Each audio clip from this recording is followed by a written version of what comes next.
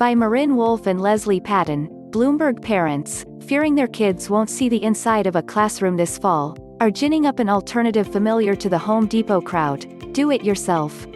Amid the pandemic, enterprising families, especially those with means, are hiring tutors on their own or in groups or joining the already growing movement of homeschooling. Their efforts include preschoolers, as well as elementary and beyond. For 5 Los Angeles families, that has meant spending $22,500 in the last 3 months to create what they're calling a micro school for their preschool-aged kids.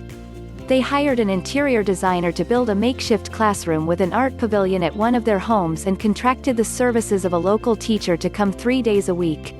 She creates bespoke lesson plans about age-appropriate topics, like the alphabet and human emotions.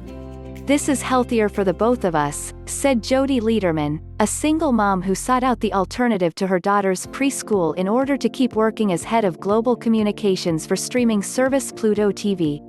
Starting in September, the teacher will come Monday through Friday.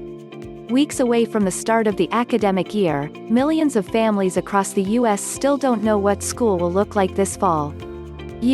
Education Secretary Betsy DeVos said on Sunday it's not dangerous for children to be in school and threatened to withhold federal funding for districts that don't fully resume classes in schools.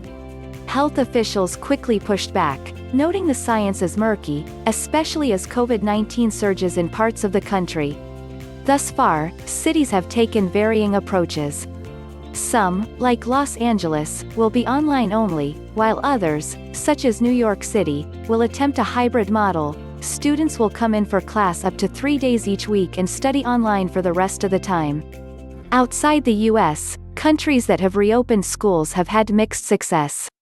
Denmark, the first European nation to send kids back to classrooms, hasn't seen a COVID spike since it resumed in-person learning in April. Israeli public health officials, however, blamed in-person learning for the country's latest wave of infections. "Our kids learning remotely is better than our kids sick or dying." Back in the U.S., some parents with means aren't waiting to see what the fall will look like. In the last 3 months, Weekdays, a Seattle-based company that helps parents set up in-home daycares and schools, said it has helped organize 100 micro-schools around the country. "We've been overwhelmed with inquiries," Shauna Kazi, Weekdays' founder, said. "The costs vary but can run into the thousands of dollars each month. Some parents say they pay $100 to $200 an hour for private tutors."